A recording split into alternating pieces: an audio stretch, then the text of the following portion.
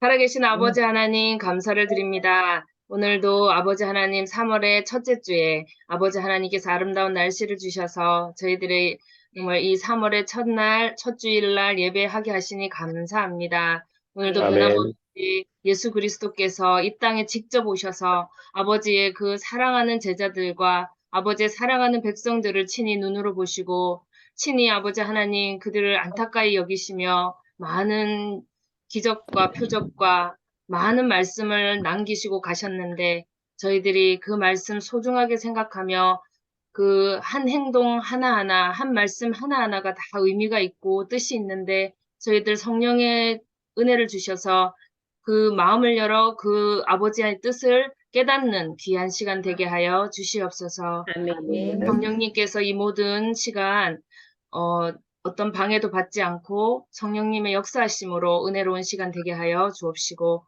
부족한 아멘. 종도 아버지 하나님 긍휼히 여기셔서 입술을 지켜 주옵소서. 아멘. 이름으로 기도합니다. 아멘. 감사합니다.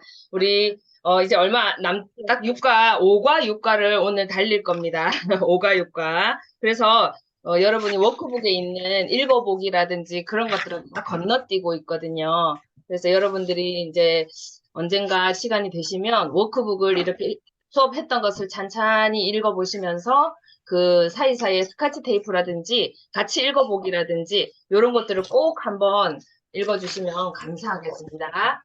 자, 그러면 우리가 7페이지, 오늘 들어갈 페이지는, 들어갈 관은 65페이지인데, 65페이지 하기 전에 차례를 오늘 6과까지 한번 해보겠습니다. 7페이지 펴시고, 7페이지에 목차가 나와 있어요. 7페이지에 목차 우리 1번부터 6번까지만 한번 해보겠습니다. 오늘 가능하면 예수님의 십자가 사건까지 나갔으면 좋겠습니다. 자, 1번 시작. 구약을 단숨에 신약에 쫓아라. 2. 갈릴리에서 첫 6월절에 예루살렘에서 톱 뉴스 주인공으로 뜨시다. 3번 8개월 후 갈릴리로 이동. 갈릴리도 들썩들썩. 4번 두 6월절 지난 제자훈련 MT까지 갈릴리 사역 완료. 그 다음 5번 드디어 갈릴리를 떠나 오랜만에 예루살렘에서 추막절, 세원절 대중설교를 하시고 6번 시작. 제자들에게는 유언 강론을 남기신 후 십자가에 처형되시다. 네, 오늘 가슴 아픈 예수님의 십자가 사건을 우리가 사순절을 보내고 있는데 먼저 우리가 맞이하게 됩니다. 자, 그러면 이제 여러분의 워크북은 65페이지 5번 할 차례인데요. 5과 6과를 나가려고 하니까 시간이 없지만 제가 이제 6과 끝나고 나서 다음 주에 1과부터 6과 한번 간단하게 복습을 하겠습니다. 그래서 바로 지난 시간에 뭐였더라 생각 안 나실 수 있는데 어쩔 수 없어요. 지난주 이제 여러분들이 수업했던 거 들으시고 어쩔 수 없이 우리 5과로 바로 오늘의 포인트 66페이지 펴보세요. 오늘의 포인트 66페이지. PPT를 많이 안 보여드리는 이유는 신약은 별로 보여드릴 게 없어요. 구약은 정말로 이게 광범위한 몇천 년의 역사고 지도가 많이 필요하지만 신약은 바울의 전도 여행부터는 아주 다시 지도 공부를 할 거예요. 그렇지만 예수님이 오셨던 그 부분은 사실 우리나라 땅보다 아주 작은 이스라엘 땅, 갈릴리와 유대를 왔다 갔다 하시기 때문에 그렇게 많이 보여드릴 지도는 없습니다. 그래서 주로 제가 이제 입으로 많이 떼오고 있는데요. 자, 그렇지만 이제 66페이지에 우리 오늘 1, 2, 3, 4 4개가 있죠. 예. 자, 그래서 제가 뭐 PPT 올렸다가 내렸다가 하면은 이제 컴퓨터도 잘 안 되고 그래서 1, 2, 3, 4 우리 오늘의 포인트가 그러니까 5과하고 6과가 다 오늘의 포인트가 되겠어요. 그죠? 그래서 오늘의 포인트 한번 간단하게 짚고 해보겠습니다. 자, 1번. 다 같이 읽을게요. 초막절 설교부터 젖는 목적으로 예루살렘으로 향하심. 2번 수전절 이후 요단 동편 사역 사용하여 사용하심. 예, 여러분 1번에다가는 초막절 설교의 동그라미 이렇게 좀 쳐놓으세요. 포인트 중에서도 포인트는 오늘 초막절이에요. 초막절. 초막절 설교. 그 다음 두 번째는 수전절이겠죠. 수전절의 동그라미. 그 다음 3번 시작. 마지막 일주일 남겨놓으시고 다시 예루살렘으로 입성하시. 이거는 그렇게 안 중요하고요. 자, 그 다음에 4번에 그 화요일 신학 논쟁. 자, 그러면은 2번에 보면 수전절하고요. 베레아의 동그라미 치시면 되겠습니다. 수전절하고 베레아 살펴볼 거고요. 예루살렘으로 다시 입성하셨다가 그 예수님이 십자가의 금요일 날 새벽에 이제 재판을 받으시고는 오전에 십자가에 못 박혔잖아요. 그래서 화요일이면은 십자가에 못 박히기 3일 전이에요. 거기까지 이게 이게 5과고요. 6과는 뭐냐? 그러면은 여러분 81페이지 잠깐 펴보세요. 왜 이 두 진도를 제가 나간다고 했냐면은 이 역사의 순서는 엄청 시간이 얼마 안 됩니다. 이제 오늘 배울 과는 한 몇 개월 안 돼요. 몇 개월 안 되기 때문에 81페이지면 1번 보셨죠? 워크북 81페이지 1번에 시작. 감남산 강론. 이건 화요일에 하셨어요. 화라고 좀 적어놓으세요. 화요일. 그 다음에 2번 다락방 강론, 포도나무 강론. 그래서 6번 제목은 유언 강론이거든요. 예수님이 6과는 유언하신 내용이에요. 유언을 하셨는데 대중에게 하신 게 아니라 제자들에게 유언을 하시면서 감다포 이렇게 돼 있잖아. 그죠? 제목이. 그래서 감남산, 다락방, 포도나무 밭을 지나가시면서 하신 거예요. 그래서 다락방하고 포도나무는 목요일. 예, 근데 수요일은 몰라요. 수요일은 안 나와 있어요, 성경에. 그래서 감남산은 화요일이고요. 다락방 포도나무는 목요일이에요. 자, 그 다음에 이제 4번 볼게요. 강론을 마무리하는 대제사장적 기도. 예, 요것도 아마 목요일이지 않나, 연결해서. 그 다음 5번 시작. 십자가에 못 박혀 당연히 내려가십니다. 그래서 오늘 이렇게 예수님이 십자가에 못 박히시는 것까지 잘하면 하고요. 못하면 또 다음 주 연결해서 하겠습니다. 자, 그러면 이제 다시 돌아와서 66페이지 펴놓으시고 스카치 테이프요. 66페이지. 네, 66페이지 펴셨죠? 자, 그러면은 여러분들이 이제 스카치 테이프는 읽어야 되는데, 자, 스카치 테이프는 우리 지난 시간이 기억이 안 나기 때문에 읽어야 돼요. 그래서 우리, 처음 오신 우리 김희백 장로님께서 좀 크게 빠르게 읽어주시면 좋겠습니다. 스카치 테이프 보이시죠? 예, 네, 읽어주세요. 유대 지역에 가시지 않고 갈릴리에서만 사역하시던 예수께서 드디어 어동하십니다. 가이사란 빌립보에서 예루살렘으로 선포하신 이후에 제자들은 들떠 있습니다. 그리고 예감합니다. 변방 지역을 다니면서 집중 훈련을 받은 제자들은 가버나움으로 돌아와 짐을 챙깁니다. 예수님도 짐을 챙기십니다. 이제 예수님은 다시는 지금 같은 육신의 몸으로 갈릴리로 와서 사시지 않습니다. 이번이 마지막입니다. 정든 갈릴리를 영 이별하시는 긴 여정을 앞두고 예수님의 마음은 답답하셨을 것입니다. 십자가를 가셔야 하기 때문입니다. 십자가를 지시기 위해 떠나는 여행이기 때문입니다. 제자들과도 이별하고 이 세상을 떠나 그분이 본래 계시던 곳으로 떠나는 여행이 시작되기 때문입니다. 네, 감사합니다. 이지숙 집사님 읽어주세요. 나는 이제 간다. 너희들과 작별할 시간이 점점 다가오는구나. 이 동상이몽의 장면부터 시작해 봅시다. 제자들은 여행 준비를 마치고 출발할 때 어깨에 훅가시가 훅 들어갔을 것 같습니다. 비켜라. 드디어 우리가 예루살렘으로 진입한다. 드디어 그날이 온다. 민중도 예수님을 임금 삼으려 하지 않는가. 엄청난 기적과 능력을 지닌 모세와 같은 리더가 예수님 말고 누가 또 있겠는가. 로마 그쯤이야. 우린 독립할 수 있다. 이러고 가는데 글쎄 사마리아 사람들이 못 알아보고 이 일행을 푸대접하는 겁니다. 아니 이것들이 하늘에서 불이 내리게 하여 확 해버릴까요? 이러고 있습니다. 네, 지금 워크북을 보니까 스카치 테이프가 앞에는 이제 그 제자들은 어깨에 이게 힘이 빡 들어가 있어요. 왜냐면 이제 예수님이 갈릴리 사역을 1년 6개월을 하신 다음에 충분히 하신 다음에 이상하게 세 번째 유월절에는 안 가시고 뭘 하셨죠? 제가 툭 질문을 던지니까 자, 물론 당연히 몰라요. 자, 첫 번째 유월절에는 성전을 둘러엎으셨고 두 번째 유월절에는 베데스다 연못 안식일에 38년 된 병자를 고치셨고 세 번째 유월절은 안 내려가시고 뭘 하셨더라?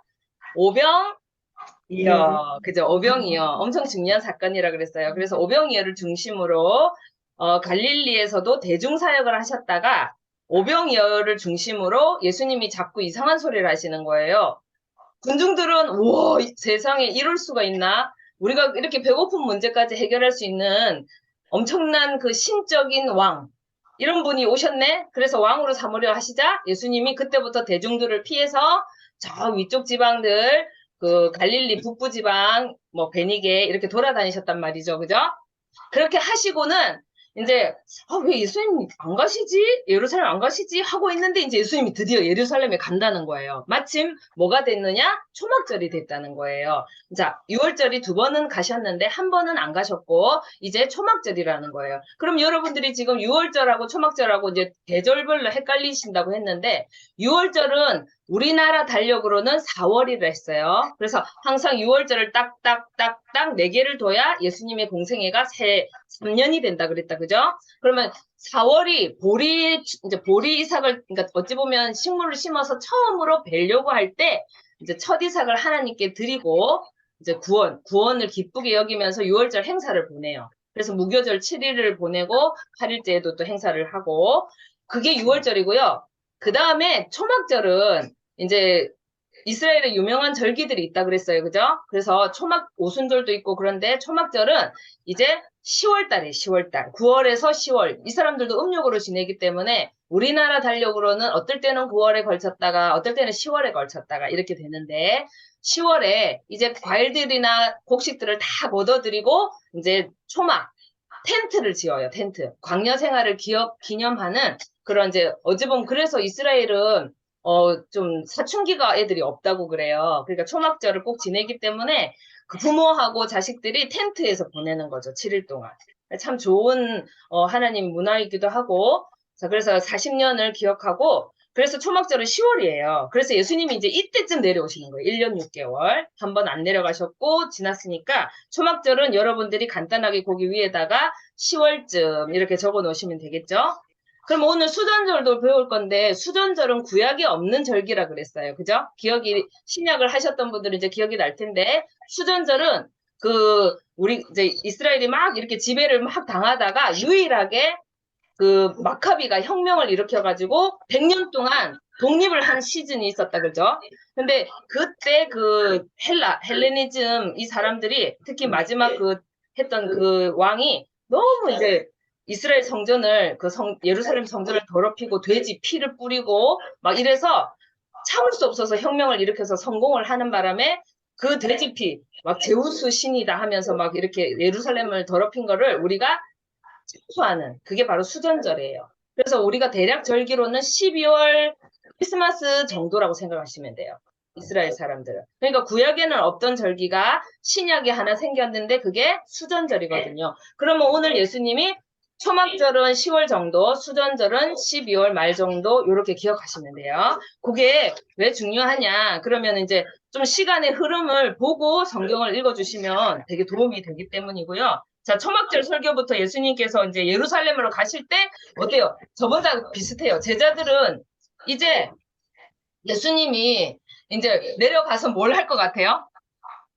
뭔가 이제 나라를 세울 것 같은 거예요. 나라를 세울 것 같으니까 내가 이제 한 자리 할 것 같은 거예요. 이제 그동안 우리가 물고기 버려두고 예수님을 따랐으니까 한 자리 할 것 같아.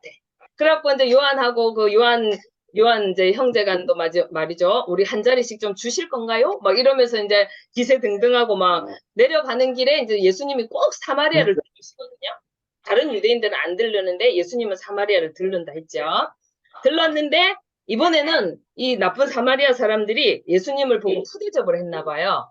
그러니까 저 또라이 일행이 온다 뭐 이렇게 했을 수도 있고 그래서 그러니까 요한이 이제 막 이러는 거예요. 그때 지금은 사랑의 사도지만 그때 당시에 내 아들이었거든요. 그러니까 하늘에서 막 불을 내려가지고 쟤네를 확 잘라버릴까요? 이렇게 이제 할 정도로 뭔가 영성도 넘치고 막 이렇게 이제 들어있는 그 장면을 생각하시면서 오늘 초막절을 한번 이제 따라오시는 거예요. 여러분이 지금 그 확 불 내릴까요? 하는 아니면 뭔가 우리 이제 드디어 독립하는 거 아니야? 막 이런 기대감에 여러분이 이제 같이 따라오는 거예요.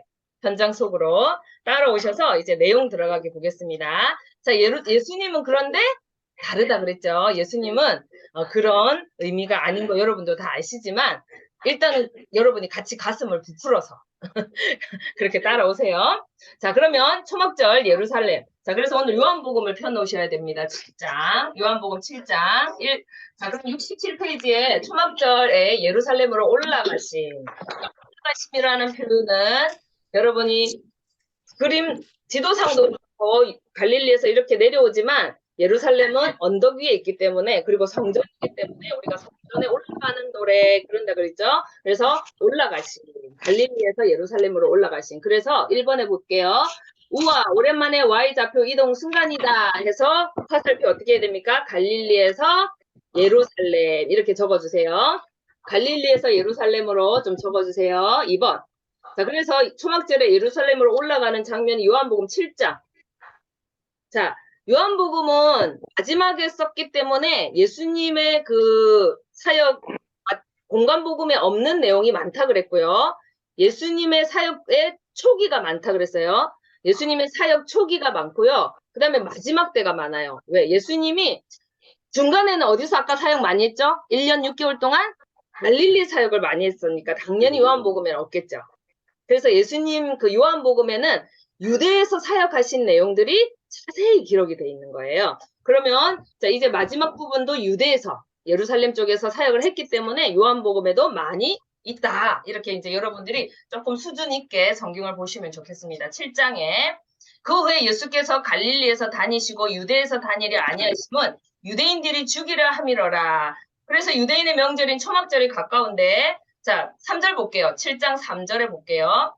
7장 3절에 보니까 형제들이 예수님의 형제가 예수님 말고도 4명인가 더 있거든요. 그 야고보라는 사람도 있고 성경에 보니까 유다서도 있다. 그래서 성경에 나오는 야고보서와 유다서는 예수님의 친히 쓴 글이에요. 근데 이때 당시에는 예수님의 초막절 어때요? 가족들이 같이 텐트를 치러 가요. 텐트를 칠 거예요. 근데 예수님한테 이제 가는 거예요. 형님 이렇게 이제 가가지고 형님한테 이제 한 소리를 하는 거죠. 3절 당신이 행하는 일을 제자들도 보게 여기를 떠나 유대로 가소서. 아니 그렇게 뜨고 싶으면 가란 말이지. 4절에 스스로 나타나기를 구하면서 묻혀서 일하는 사람이 없다. 이게 뭐예요? 아 그렇게 뜨고 싶으면은 요 시골 구석에서 하지 말고 저 서울로 가란 말이야. 제자 동생들이 지금 그렇게 말을 하는 거예요. 그래서 이 일을 행하려면 자신을 세상에 나타내소서. 이는 그 형제들까지도 예수를 믿지 아니함일러라. 예수님 참 외로우셨겠다. 그죠? 그래서 형제들도 예수님을 동생인데도 불구하고 비아냥거리고 있는 모습이 있고 예수님께서 내 때가 아직 이르지 아니하였다 하면서도 좀 있다가 예수님이 그 형제들하고 다르게 명절에 올라가셨다. 이렇게 6절에 나와 있어요. 자, 그럼 예수님이 이제 올라가십니다. 자, 초막절 설교를 터뜨리시는데요. 설교 제목은 뭐였을까? 자, 한번 예루살렘으로 올라가는 길에 일어난 일이 이제 나옵니다. 여러분 2번. 아직 67페이지입니다. 올라가는 길에 여기 보니까 누가복음 17장에도 나오고 이 사건들이 요한복음에만 기록된 건 아니에요. 그래서 간단하게 제가 요약해 드릴 테니까 여러분은 좀 적어 놓으시면 이게 다 내비게이션에 있거든요. 그래서 여러분들이 내비게이션 174페이지부터 좀 읽어보시면 도움이 돼요. 근데 이거는 그렇게 중요한 건 아니지만 요 사건이 나오면 예수님이 돌아가시기 이제 얼마 안 남았구나. 한 6개월 정도 안 남았구나 생각하시는 게 도움이 돼요. 그래서 10명의 문둥병자 사건 있죠. 10명의 그 문둥병자들이 와가지고 고쳐달라고 하니까 예수님이 다 고쳐줬는데 한 명만 와가지고 예수님한테 감사 인사드리는 장면. 그게 예수님이 이제 마지막 6개월을 남겨놓고 그 이제 초막절에 올라가실 때 예루살렘으로 가실 때 일어난 사건입니다. 누가복음 17장 11절이죠. 그리고 내려가면서 사마리아인들이 좀 냉대를 하는 사건이 있어요. 그래서 야고보와 요한이 아니 쟤네들 확 불 태워버릴까요? 막 이렇게 하는 장면이 나오고요. 그 다음에 여기 세 번째는 세 명의 사람이 예수님을 따라가고 싶어서 사람 1, 사람 2, 사람 3이 나오는데요. 이게 이제 뭐냐면 예수님 저 좀 따라가갖고 예수님 제자가 되고 싶은데요. 이렇게 하니까 예수님이 한 사람한테는 여우도 굴이 있고 다 자기 집이 있는데 아마 그 1번 사람은 예수님이 돌아가라 그래요. 첫 번째는. 그다음 두 번째 사람은 나를 따르라 그러셔요. 그러니까 그 사람이 부친을 좀 장사 지내고 올게요. 그러니까 예수님이 뭐라냐면 죽은 자들로 장사 지내라. 그리고 너는 그냥 나를 따르라. 또 어떤 사람 3은 또 예수님이 따르라고 하니까 저 가족들한테 좀 인사 좀 하고 오면 안 될까요? 그랬더니 예수님이 쟁기를 들고 뒤를 돌아보는 자는 하나님 나라에 합당치 않다. 이렇게 말씀하셔요. 그러니까 1, 2, 3이 있는데 어떤 사람은 지가 오고 싶다 하는데도 오지 말라 그래요. 왜? 여우도 굴이 있는데 넌 아마 그런 걸 견디지 못할 거야. 그러니까 이게 그 따르는 장면이 여기서 나오거든요. 그래서 어찌 보면은 여기서 하나님의 어떤 부르심이 좀 되게 하나님의 어떤 주권이다. 하나님의 주권이고 어떤 분은 돌아가게 하지만 하나님은 어떤 분은 부르시고 그래서 각차 각처에서 하나님의 어떤 부르심이 있지 않나. 그리고 이제 그런 장면들이 나오는데 더 상세한 거는 지금 뭐 조직 시간은 아니니까 그런 장면이 나오고 그다음 네 번째로는 70인 전도단을 파송하는 장면이 나와요. 이때 이제 예수님이 70인 전도단을 만들어가지고 이제 막 전대도 하지 말고 옷도 두 벌 하지 말고 하면서 어디로 보내냐면은 베레아 지방이 요단 동편이에요. 예수님이 마지막 처음 사역했던 곳 그리고 마지막 할 곳. 지금 마지막 할 곳으로 70인을 보내는 사건이에요. 그래서 1, 2, 3, 4 예루살렘을 올라가는 길에 요 말고도 많이 있겠지만 대표적으로 10명의 문둥병자, 사마리아 사람의 냉대, 그 다음에 3명의 제자, 따르는 사람, 그 다음 70의 전도단 이런 사건들이 있었다. 그 정도 아시고 이제 넘어갈게요. 여러분들이 지혜롭게 적으시고 못하면 내비게이션 보고 적으시면 돼요. 68페이지. 함께 읽어봅시다는 다 넘어갑니다. 그래서 3번. 이제 드디어 초막절의 설교가 오늘 포인트거든요. 초막절에 예수님이 무슨 설교를 하시느냐. 자, 예루살렘에 도착하셔갖고 예수님이 어디서? 성전에 하셔가지고 이제 성전에서 설교를 하십니다.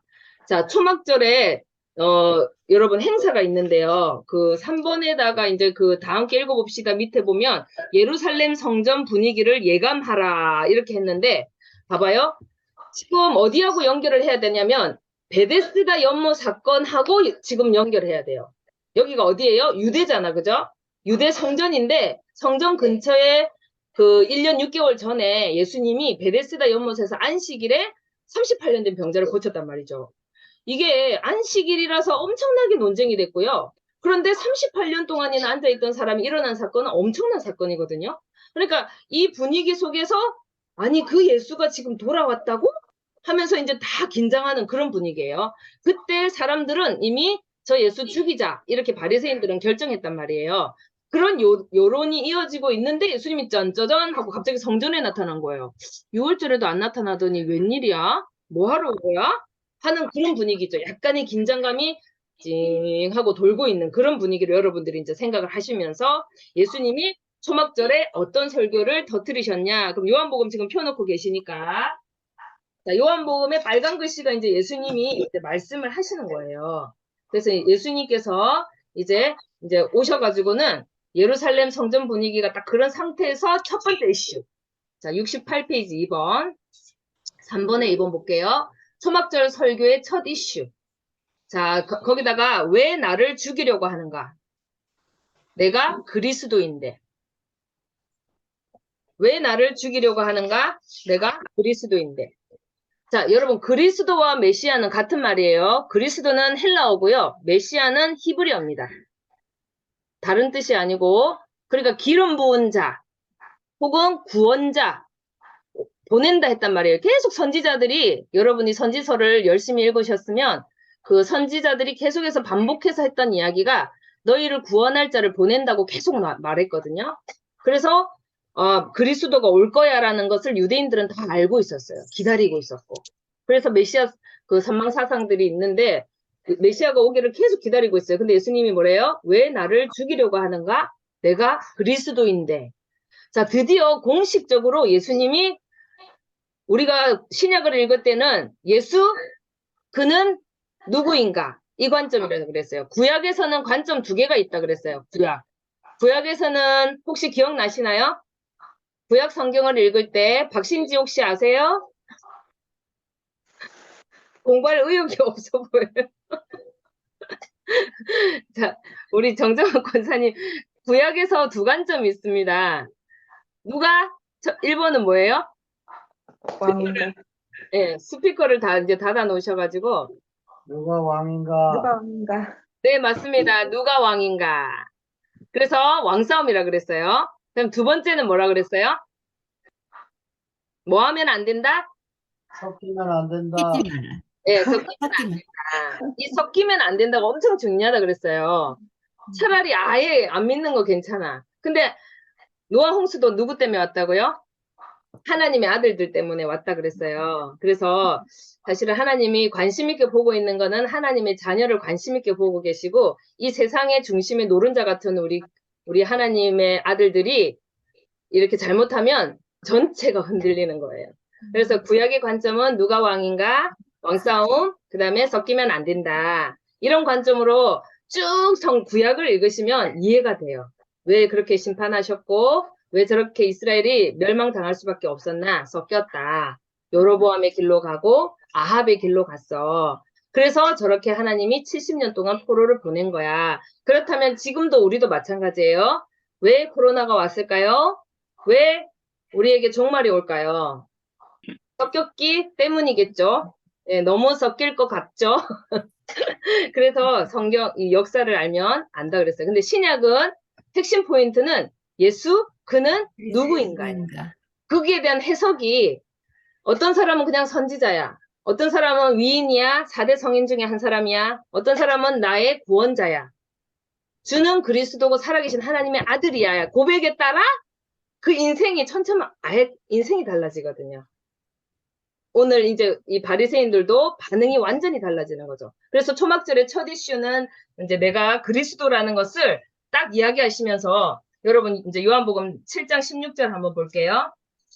제가 같이 원래 성경을 찾아보면서 하면 정말 은혜가 됩니다. 근데 이걸 일일이 읽어보고 다 이야기할 것 같으면은 1시간도 부족해요. 이 한과도 한 시간에 다 못합니다. 그래서 예수님이 뭐라고 하는지 제가 요약을 해드리면요. 눈은 성경 요한복음 7장 16절에 가 계세요. 자, 계시면서 이제 예수님이 무슨 이야기를 하시냐면은 여러분이 저번에 이제 읽으셨겠지만 19절에 모세가 너희에게 율법을 주지 아니하였느냐 이렇게 하면서 너희 중에 율법을 지키는 자가 없다. 너희가 어찌하여 나를 죽이려 하느냐 이러면서 한 가지 예를 들어서 니네가 22절에 보니까 니네는 지금 안식일 이야기가 연결이 되는 거예요. 왜 나를 죽이려고 하지? 안식일을 범했잖아. 그죠? 자기가 하나님이래. 그래서 참남하다 이제 죽일 거야. 이렇게 하니까 예수님이 도전장을 딱 내밀면서 너네 안식일에 모세가 준 율법을 지키려고 할례 행하잖아. 그렇게 이야기를 하는 거예요. 너네 할례 하잖아. 8일이 예를 들어서 아기가 태어났는데 마침 8일이 짠짠짠짠짠 됐는데 그날이 주일이에요. 안식일이에요. 그러면 니네 안 하니? 하물며 사람을 온전케 하려고도 그 율법을 지키려고 할례를 행하면서 내가 하물며 사람을 온전하게 살렸는데 그것도 살려고 하는 거였고 이것도 살려고 하는 거예요. 근데 온전하게 하물며 사람을 살려고 했는데 너희가 나를 죽이려고 하느냐? 이렇게 말을 하니까 대답할 수 없어요. 그러면서 너희는 외모로 판단하지 말고 공의롭게 판단해라. 결국은 니네가 법을 만들어 놓고 사람을 이렇게 난도질을 하고 있다.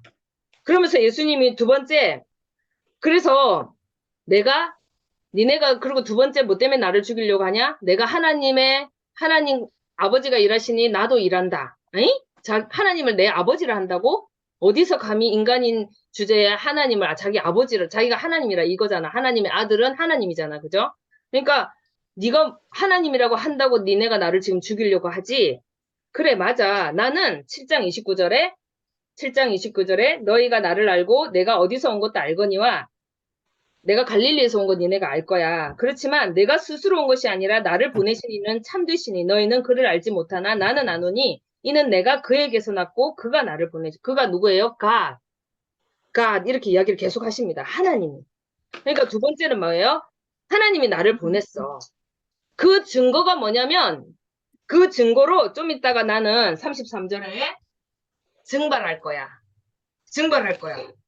내가 너희와 함께 조금 더 있다가 나를 보내신 이에게로 돌아가겠는데 너희가 나를 찾아도 만나지 못하겠고 나 있는 곳에 오지도 못할 거야. 그게 증거가 될 거야.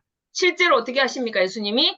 그래서 구름 타고 올라가시는 거예요. 왜냐면 우리나라도 그렇고 난생설화 같은 게 있어요. 막 뭔가 우리하고 똑같으면 좀 이렇게 신성하지가 않을 것 같아. 그래도 하나님의 아들이라고 하고 뭔가 인류를 구원할 것 같은 사람은 뭔가 알에서 태어나든지 뭐 굴에서 좀 마늘 먹고 나오든지 이래야 되는데 갈릴리에서 목수 아들이니까 이게 안 믿으려고 하는 거예요. 그래서 예수님이 맞아. 그렇지만 그럼 봐봐. 하나님 아버지가 나를 보냈는데 나중에 내가 니네가 찾을라 해도 못 찾은 날이 올 거야. 내가 그에게로 돌아갈 거거든. 봐봐. 나중에 내가 십자가에 들린 후에야 그때야 니네가 그것을 알아차릴 거야. 이게 구약에도 엄청나게 예언이 돼 있어요. 구약에도. 그러니까 예수님이 지금 이 이야기를 하시는 거예요. 그러니까 초막절 설교의 이슈는 니네가 안식일에 모세 율법을 행하려고 할래도 하면서 내가 온전한 사람을 그 병든 사람을 살린 거, 생명을 살리는데 그게 니네 법에 그게 어긋나는 거야?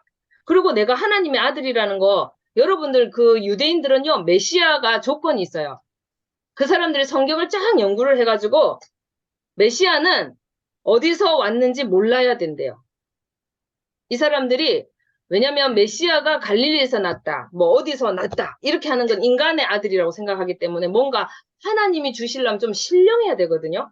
그래서 첫 번째로는 이 사람들이 메시아 이러면은 이 사람들 머릿속에는 어디서 왔는지 몰라야 돼. 이거는 천하 어느 나라에도 사실 그래요. 그래서 주몽이 아래서 태어났다 그러고 우리 장군이 곰이었는데 이렇게 고공녀하고 이렇게 했다. 하늘에서 와가지고 이렇게 좀 해야 뭔가 좀 특별해 보이거든요. 그래서 마찬가지로 이 나라 사람들도 어디서 났는지 몰라야 돼. 일단. 두 번째, 뭔가 아니면 하늘에서 왔다는 표적이 좀 있어야 돼요. 아까 그런 거, 난생설화 같은 거. 그래야지 메시아란 말이에요. 근데 그런 조건이 있어야 되고 이 사람들 세 번째가 뭐냐면 엄청 중요합니다. 다윗의 씨에서 나야 되고 베들레헴에서 나야 돼요. 이제 성경을 연구하다 보면 다윗의 씨 사무엘하 7장 12절에도 나오고 미가서 5장 2절에도 나오는데 분명히 다윗의 씨에서 나올 거고 베들레헴에서 나야 되는데 갈릴리에서 났단 말이죠. 예수님이 베들레헴에서 태어난 걸 이 사람들은 모르는 거예요. 그 다음 네 번째는 확실하게 아는 거 하나가 있어. 갈릴리에서는 선지자가 절대 날 수가 없어. 이렇게 자기들은 단정을 지었어요. 아까 갈릴리는 어떤 땅이라 그랬어요? 맨날 피가 섞이던 땅. 맨날 침범해오고 정말 비참한 곳이었어요. 우리나라 중에서도 어느 동네 가면은 좀 못 사는 사람들이 모여있는 뭐 그런 것처럼 그런 동네라고 생각을 했기 때문에 갈릴리에서는 그런데 이 사람들이 뭘 간과했어요? 이사야서 9장 1절에 갈릴리가 빛을 보리라 했던 그 말씀을 놓친 거예요, 사실은. 그래서 이 사람들이 생각하는 이 메시아 사상이 있었거든요.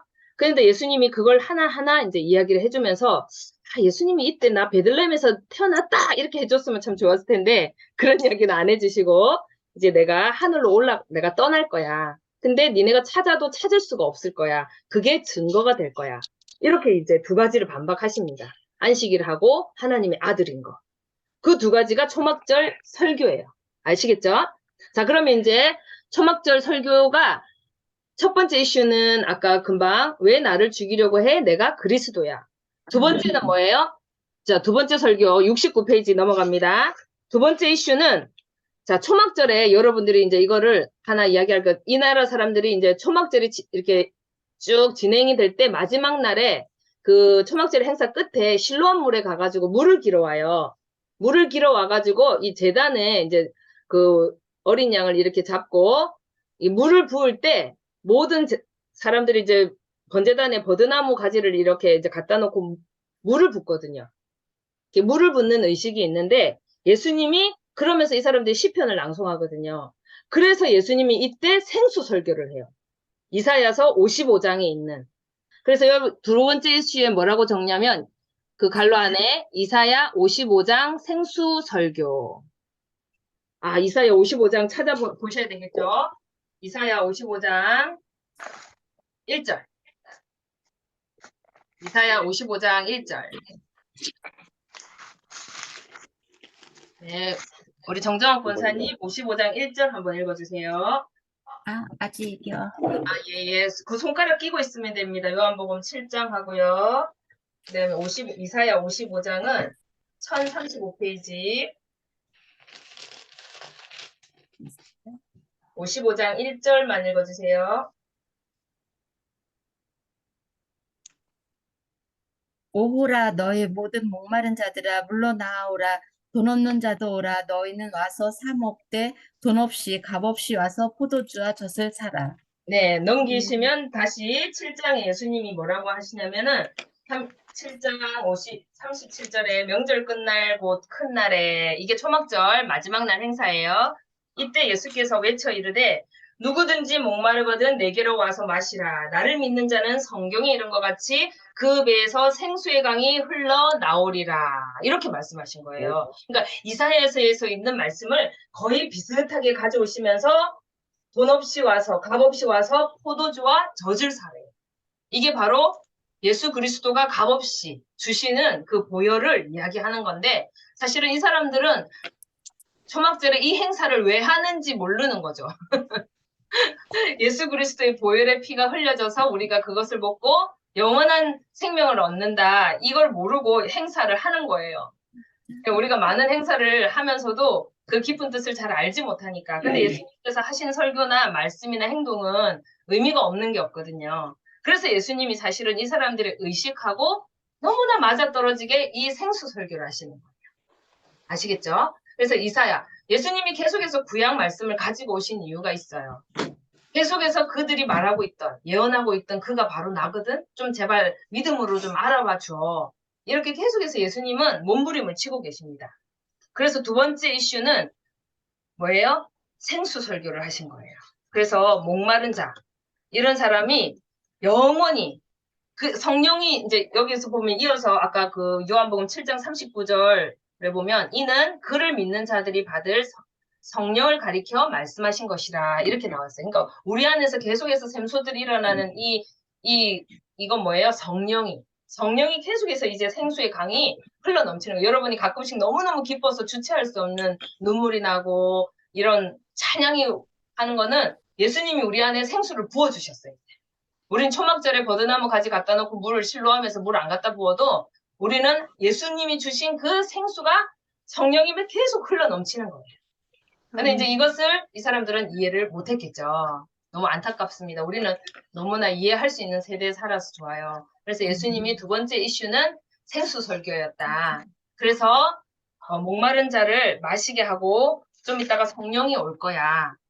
그런 이야기를 사실을 하신 건데 못 알아들을 수밖에 없습니다. 그리고 세 번째 이슈 4번. 그래서 초막절 설교의 세 번째 이슈. 지금은 사실 요한복음 그대로 따라가고 있습니다. 그래서 이슈는 갈로 안에 내가 그다. 영어로는 I am he. 내가 그다. 혹은 I am he. 이렇게 적어 놓으시면 됩니다. 그래서 예수님이 요한복음에 좀 이어서 8장 계속 이어집니다. 예수님 설교가 이어져요. 그래서 예수님이 8장에 보면 나는 세상의 빛이다. 예, 그래서 그 갈로 안에 무엇을 깨닫는 것? 8장 12절에 예수 그리스도를 깨닫는 것. 내가 그단 말이죠. 너희가 기다리던 그 메시아야. 예수 그리스도를 깨닫는 것이 진리를 깨닫는 거야. 지금 우리는 예수 그리스도를 깨달으려고 계속 이 자리에 있는 건데 우리는 진리를 깨닫고 있는 거야. 그래서 지혜로운 자들, 지혜로운 자. 그래서 예수님께서 그렇게 예수 그리스도를 깨닫는 것이 진리다. 그리고 그래서 너희가 그 진리를 깨닫게 되면 자유하게 될 거야. 얼마나 그 613개 이상 수많은 조항들이 이 사람을 올가매고 있습니까? 그리고 수많은 그 제사 제도에 탐욕이 물든 그 제사 제도에 사람들이 얼마나 찌들어 있어요. 안 그래도 이중압제에 고생하고 있는데 그래서 예수님이 너희가 그를 알면, 진리를 알면, 진리가 예수 그리스도인데 그를 알면 자유하게 될 거야. 이 말씀이 바로 요한복음 8장에 나와 있는 거예요. 8장 이게 12절에서 그 8장 32절 볼게요. 8장 32절. 말씀이죠. 8장 32절에 진리를 알지니 예수 그리스도 메시아가 누군지를 알면 진리가 너희를 자유롭게 하리라. 아멘. 그래서 우리가 진리는 이런 책이 아니에요. 책이 아니고 살아 움직이는 인격체입니다. 진리는 정형화되어 있는 그런 책이 아니고 살아계신 예수 그리스도라는 겁니다. 그래서 말씀이 육신이 되었다. 예수 그리스도의 일부분입니다. 이게. 그래서 이 성경책이 육신이 되어 이 땅에 우리에게 선물로 주신 거죠. 그래서 세 번째 이슈는 내가 그다. 다음 세 번째로 넘어갈게요. 5번째. 자, 세 번째 이슈는 넘어가고요. 그 다음 5번. 토막절 예루살렘 설교의 결론입니다. 자, 결론은 요한복음 10장 11절. 그래서 이제 쭉 예수님이 하시면서 10장 11절에 목자 이야기를 하세요. 근데 이 사람들이 자, 목자 이야기를 하시니까 거기다 뭐를 적어 놓냐면 요한복음 10장 따라가고 계시죠? 10장 1절. 네, 10장 1절에 선한 목자 이야기가 나오거든요. 그래서 거기다가 갈로를 뭘 해놓냐면 그리스도야말로 목자다. 그리스도야말로 목자다. 목자는 양을 위해 목숨을 버린다. 자기의 사역을 이제 이야기하시는 거예요. 이제 드러내놓고 이야기하십니다. 그리스도야말로 목자다. 니네가 기다리던 그 메시아가 난데 그 나를 알면 자유하게 될 것이고 내가 바로 너희를 인도할 목자란 말이야. 그런데 그 목자는 양을 위해서 목숨까지 버릴 거야. 이 이야기를 하십니다. 요한복음입니다. 10장. 그래서 선한 목자 이야기를 하시니까 이 사람들이 목자가 나오면 딱 뭘 기억하냐면 이 사람들이 제일 존경하고 좋아하는 사람이 다윗이거든요. 그래서 이 사람들은 목자 이야기만 하면 뭐가 탁 떠오르냐면 시편? 여러분도 그렇잖아요. 23편이 딱 떠오르는 거예요. 유대인들 다 되셨어요. 목자 이야기만 나오면 시편 23편을 자기들도 자동적으로 떠오른대요. 그러면서 23편에 가 있는 거예요. 이미 그 사람들이. 아, 그럼 뭐예요? 그 물가로 인도하시고 그분이 하나님이신데 내가 그란 말이죠. 이 내가 그렇다고 하잖아요. 그죠? 그러니까 이 사람들이 이제 그걸 믿지 못하니까 계속해서 갈등이 일어나고 예수님은 계속해서 진실을 정확하게 터뜨리시는 거예요. 시편 23편이 떠오르게 만드신 거예요. 예, 그래서 이렇게 예수님이 초막절 설교를 적으십니다. 그럼 이제 넘어가서 페이지 딱 넘깁니다. 그래야지 오늘 제가 설교가 많다 그랬잖아요. 예수님이 하신 설교가 많아요. 그래서 초막절에는 그런 물 붓는 행사가 있는데 내가 바로 그리스도라는 것을 정면으로 딱 이야기를 하신다. 그렇게 여러분이 기억하시면 좋겠습니다. 그러면 여러분 70페이지에 다 같이 읽어봅시다. 그 보라색으로 되어 있는 마지막 부분에 주여 이렇게 되어 있잖아요. 그 부분 우리 다 같이 한번 읽어볼게요. 시작. 주여 예수님의 이 성도가 영으로 들리게 하소서. 내 영혼의 영혼의 심장을 깨끗게 하소서. 내 영혼도 피를 피를 토하고 토하고 예수와 죽게 하소서. 십자가에서 십자가 함께 함께 죽게 하소서. 우리는 함께 가게 하소서. 예수님처럼 부활할 것을 믿습니다. 이것이 구원입니다. 이것이 진리입니다. 주님. 아멘. 여러분, 네. 그래서 이 설교가 앞으로 지금 몇 개가 더 될 텐데 육성으로 좀 들리셨으면 좋겠고요. 자, 그 다음 4번, 방가로 4번에 초막절에서 수전절까지는 이제 한 3개월 정도가 지나거든요. 그 3개월, 그러니까 아까 초막절은 10월이라고 했어요. 약간 9월 말이나 10월 초고요. 수전절은 12월 말이니까 한 약 3개월입니다. 약 3개월. 내비게이션 185페이지 읽어보시면 좋고요. 자, 이 기간 동안에 예수님이 이제 행하신 일들이 조금 있어요. 자, 첫 번째, 여기에 나타나는 것도 여러분이 그냥 적어만 놓아요. 지금 필기를 열심히 해놓은 거예요. 자, 그래서 첫 번째로는 율법사가 와가지고 어떻게 해야 영생을 얻습니까? 했더니 예수님이 사마리아 사람, 그죠? 강도 만난 사마리아 사람 이야기를 해주는 장면이 나옵니다. 율법사의 질문. 율법사가 어떻게 하면 영생을 얻습니까? 그랬더니 결론은 뭡니까? 누가 이 사람의 이웃이냐? 그러니까 사마리아 사람입니다. 이 사람들이 죽어도 싫어하는 그 개 같은 사마리아 사람이래요. 예수님이 하필이면 비유를 그렇게 하셔요. 그랬더니 너도 가서 이와 같이 하라. 이웃을 내 몸과 같이 사랑하라. 그러면 영생을 얻는데요. 여러분 사랑하는 거 엄청나게 중요합니다. 여기 안에 보면 예수님이 나중에 그 심판하실 때 조건이 있는데 작은 자 하나에게 한 것이 나에게 한 거래요. 그게 나중에 심판의 조건이 될 거라고 이야기를 하시거든요. 근데 내 이름으로. 네네. 내 이름으로 작은 자에게 한 게 나에게 한 건데 그게 나중에 심판의 조건이 될 거라고 분명히 이야기를 하시니까 여러분들이 예수 그리스도의 마음으로 작은 자 하나를 긍휼하게 여기시는 게 진짜 중요한 것 같아요. 그래서 영생에 대한 질문을 했는데 예수님의 대답은 선한 사마리아, 그 사람을 도왔던 그 선한 사마리아 사람을 떠올리게 하셨어요. 그래서 이방인이 분명히 구원을 받을 거고요. 그 사람들이 무시하고 있는 이방인. 그리고 어때요? 자기 것을 정말 긍휼히 베푸는 사람. 그 다음 두 번째는 어떤 일이 있었냐면은 마리아와 마르다. 여러분이 잘 알고 있는 일한다고 바쁜 마르다와 마리아는 말씀을 들었던 마리아. 그 일이 있었고요. 그 다음에 세 번째는 주기도문을 이때 가르쳐 주셔요.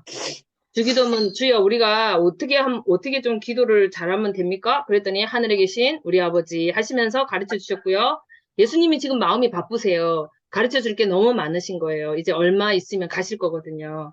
그 다음 네 번째는 70인 아까 전도단 보냈잖아요. 그래서 요단 동편으로 갔던 베레아로 갔던 70인이 돌아와서 막 신나가지고 이제 전도하니까 막 귀신이 떠나가고 막 그랬어요 하면서 전도단에 보고를 받아요. 잘 적고 있죠? 네. 박신지는 안 적나요? 적나요? 자, 그 다음에 5번 날 때부터 소경된 자를 고치십니다. 날 때부터 소경된 자를 고치셔요. 안식일에. 안식일에 너 누가 네 눈 뜨게 했냐 그랬더니 나 잘 모르겠는데 했더니 한번 보고 나서 저 사람이었어요. 저 예수였어요. 그랬더니 막 그 부모까지 바리새인들이 부모한테까지 가가지고 진짜 저 사람 맞아 그랬더니 맞대요. 그랬더니 답답하다 소경이 답답하다 저 사람이 나를 고치겠는데 맞다니까요 막 이러면서 어쨌든 그런 장면들이 나옵니다. 왜냐면 지금 바리새인들이 이제 어떻게 하면 예수를 죽일까 이거밖에 혈안이 돼 있거든요. 그래서 이제 6번째는 간청하는 기도를 가르쳐 주셨어요. 그러니까 기도에 대해서 2번이나 가르쳐 주셨는데 이 시기에 예수님이 돌아가시기 이제 3개월 전에 이 마지막 초막절과 수전절 사이에 간청하는 기도를 가르쳐 주셨어요. 그 재판관이죠. 불의한 재판관이 그런 사람도 말이야 와가지고 하도 괴롭히면은 다 들어주는데 니네가 그렇게 간절하게 기도해도 들어줄 거야. 이런 이야기를 하시면서 이제 그 다음 수전절 이야기입니다. 자, 수전절 2번. 자, 큰 2번 71페이지. 수전절 이후 요단 동편 베레아로 이동하여 사역하시. 이제 마지막 예수님이 사역하던 그곳에 예수께서 공생애가 시작되던 그곳에 예수께서 이제 가십니다. 왜? 지금 예루살렘에 있으면 죽이려고 하거든요. 그러니까 일단은 약간 피신도 하실 겸 예수님은 마지막 사역의 마무리도 출발했던 곳에서 하십니다. 그래서 제가 정말 저번에도 말했지만 요단 동편은 의미가 많다 그랬어요. 그죠? 엘리야가 올라갔고 모세가 이 가나안 땅 들어가기 전에 신명기를 베풀었던 곳이고 승천했던 곳이고 또 세례 요한이 세례를 예수님께 줬던 곳이고 예수님의 공생애가 시작된 곳이에요. 자, 그래서 읽기는 다 같이 못하지만 자, 1번. 자, 그럼 이제 베레아 동편으로 이동하여 사역하실 건데 수전절은 아까 12월 한 말경이라 그랬어요. 자, 예루살렘에 예수님이 나타나서 또 이제 설교를 하시는 거예요. 자, 그때 수전절은 그때 말했지만 성전을 청결하게 했던 것을 기념해서 이 사람들이 수전절을 지나는 거거든요. 자, 요한복음 10장 펴놓으시고 예루살렘에 나타나서 예수님이 뭐라고 하시냐면은 10장 30절 보세요. 네, 아버지는 하나이시다. 예, 나와 아버지는 아버지는 하나입니다. 하나입니다. 일단 이 사람들이 가만히 있습니까? 돌 들고 칠라 했죠. 그래서 예수님이 내가 아버지로 말미암아 여러 가지 선한 일로 너에게 보였는데 그 중에 어떤 일로 나를 치료하느냐, 나를 돌로 치료하느냐, 이렇게 예수님이 이제 대놓고 아버지와 내가 하나고 이제 돌로 치료하니까, 자, 내가 하나님이 아닌데 할 수 있었던 일이 있었니?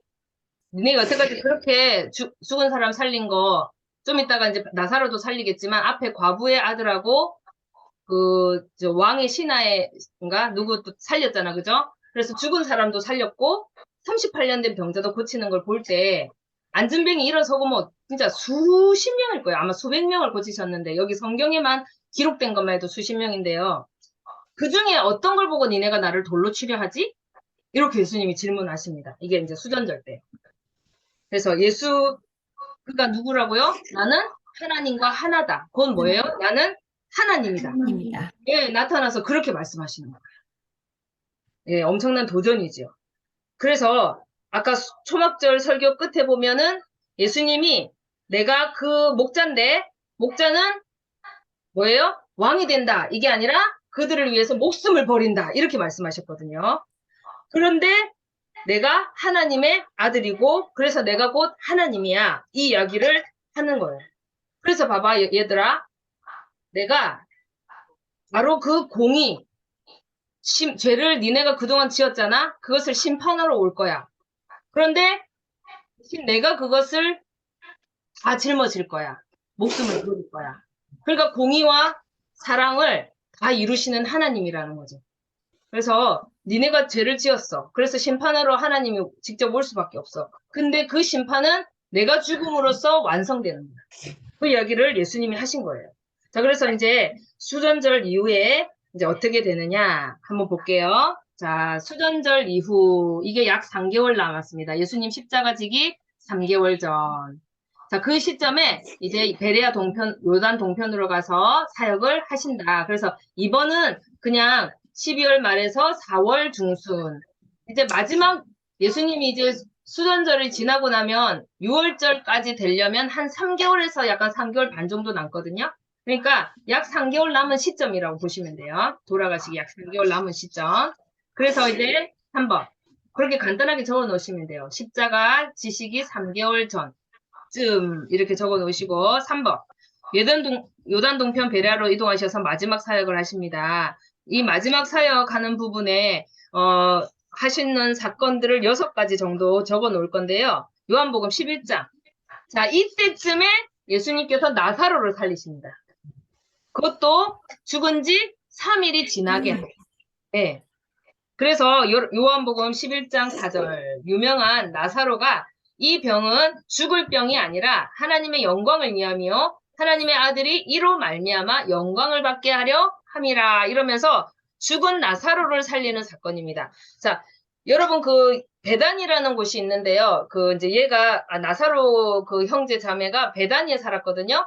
근데 여기 보면 요단 강이 있잖아요. 이 베다니는 옛날 말로 하면 나루터라는 이름이에요. 배다리. 여기 평택에 가면 배다리 있잖아요. 그러니까 나루터라는 이름인데 베다니가 요단 동편에도 있고 요단 지나와서 예루살렘 쪽으로 땅으로 된 여기 초반에도 베다니가 있어요. 그러니까 베다니가 죽은데 아시겠죠? 그래서 베레아 그쪽에도 베다니가 하나 있어요. 그러니까 나루터니까 이름이 나루터인데 베다니라고 부르는 거예요. 우리는 그 나라 말을 모르니까. 그리고 예수님의 사랑하는 그 친구 나사로 집도 베다니예요. 이제 아시겠죠? 자, 그래서 베다니에 오셨다고 할 때는 대부분 예루살렘 인근에 있는 나사로가 살던 곳이구나. 그래서 예수님이 죽은 지 나흘이나 되어서 모든 가망이 끊어졌을 그 시점에 하나님이 하나님의 아들의 영광을 위해서 그 불쏘시개로 그러면서 이때 유명한 말이 나옵니다. 그죠? 다 같이 나는 부활이요 생명이니 이렇게 말씀하시죠. 그죠? 한번 볼까요? 25절 11장 25절 시작. 나는 부활이요 생명이니 나를 믿는 자는 죽어도 살겠고 살아서 나를 믿는 자는 나는 영원히 죽지 아니하리니 그것을 내가 믿느냐. 야, 그래서 이때 하신 말씀이라는 거예요. 많은 그 기적이 있지만 예수님이 죽음을 앞두고 보여주신 거예요. 시청각 자료로. 그래서 부활은 끝이 아니야. 영생으로 가는 출입구야. 그리고 부활은 영원한 생명의 시작 지점이야. 나로 말미암 내가 나를 믿는 자는 죽어도 산대요. 그리고 살아서 믿는 자는 영원히 죽지 않는다. 이렇게 예수님이 선포를 하시면서 하십니다. 이것 때문에 가야바 이 사람들이 다 소집을 해서 야 큰일 났다 야 나사로도 죽여버릴까? 막 이제 어떡하지?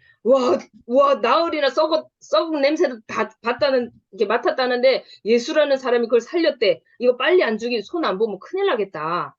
이 사람들은 오로지 그거에 혈안이 되는 거예요. 온 회중들이 이제 예수 그리스도를 왕으로 삼으려고 하고 따르니까 그걸 절대 믿을 수가 없는 거예요. 그래서 가야바가 이런 말을 해요. 대제사장 가야바가 사내들인 공의회를 소집해서 이거 여러분 그냥 지나갔던 말이겠지만 한 번만 찾아볼게요. 바로 한 장만 넘기시면 49절. 11장 49절.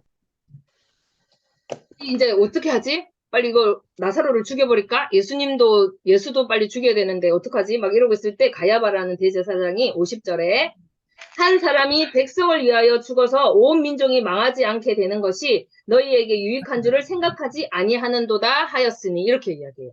그러니까 뭐예요? 우리가 한 사람 죽여가지고 우리 민족이 편안해지는 게 낫겠어.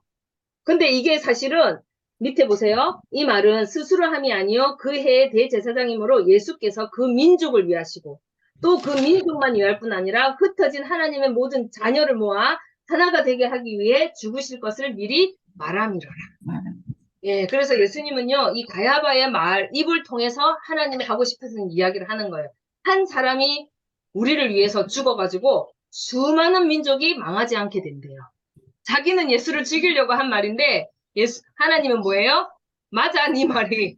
내가 죽어서 온 민족을 구원하게 될 거야. 이 이야기를 자기를 죽이려고 했던 가야바의 입에서 고백하게 하시는 사건입니다. 참 하나님이 놀라우시죠. 그래서 가야바는 이때부터 이제 예수 하나 죽여가지고 우리 민족이 이 소란스러운 걸 빨리 꺼야 되겠어. 이렇게 생각을 하게 굳히게 됩니다. 이 나사로 사건으로. 그리고 이제 두 번째로는 여러분 그 3번 밑에 지금 적어 놓으시면 좋겠습니다. 지금 요단 동편 베레아 사역을 이야기하고 있어요. 3개월 마지막 그 3개월 사역. 이제 좀 있으면 돌아가실 거예요. 이제 얼마 안 남았어요. 감다포밖에 안 남았어요. 자, 두 번째는 이혼. 이혼에 대한 재교육을 하십니다. 마태복음 이혼 재교육. 마태복음인가? 예, 마태복음 19장 정도인데 이건 안 찾아볼게요. 이혼에 대해서 가지고 오는데 이때 당시에 정말 여자들한테 억울한 그런 조항들이 많다 그랬어요. 저번에도 말씀드렸지만 그랬더니 모세는 이혼을 해도 된다는데 너는 어떻게 생각해? 하고 계속 바리새인들이 이제 꼬투리를 잡으려고 계속 쫓아다니면서 질문을 하는 거예요. 그랬더니 하나님이 짝지어 주신 것을 사람이 절대 나누지 못한다. 이렇게 말씀을 하십니다. 그런데 왜 모세는 하라 했어요? 그건 니네가 탐욕이 가득해가지고 그렇게 그냥 어쩔 수 없이 그렇게 하라고 허용해 준 거지. 원래는 하나님이 짝지어 준 거고 사람이 나누지 못하고 니네가 한 몸이야.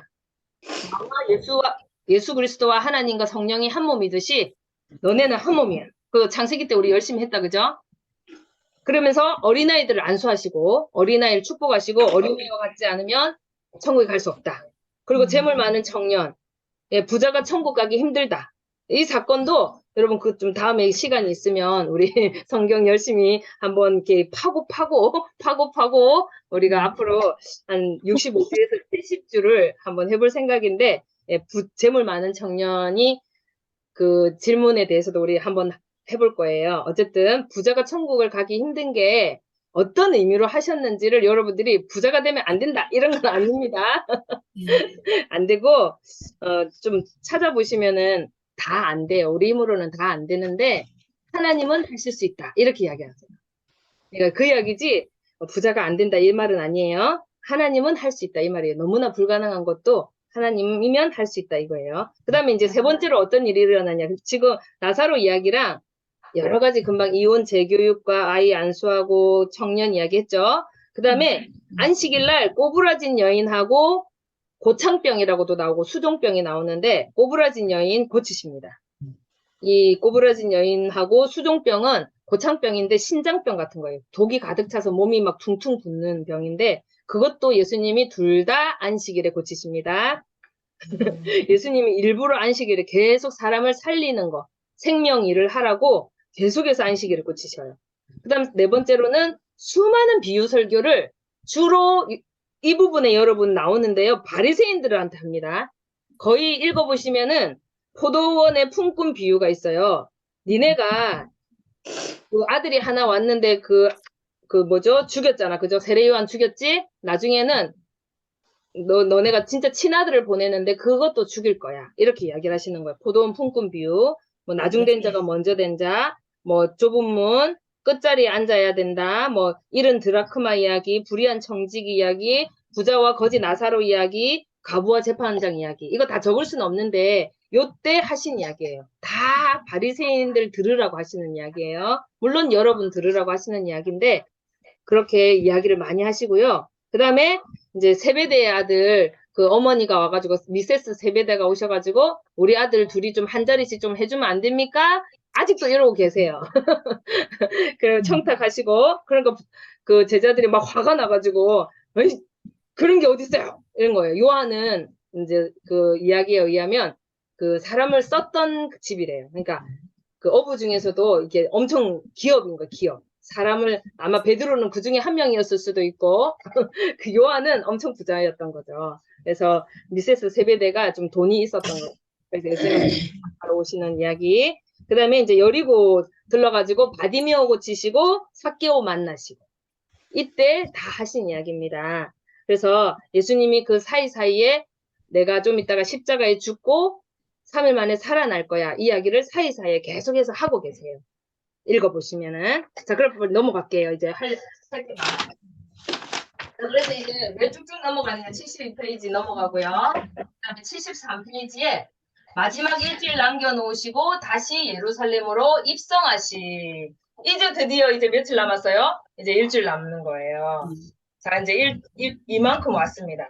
엄청 우리가 지금 많은 개월수를 뛰어넘고 워크북 73페이지까지 왔어요. 자, 그래서 입성하시는데요.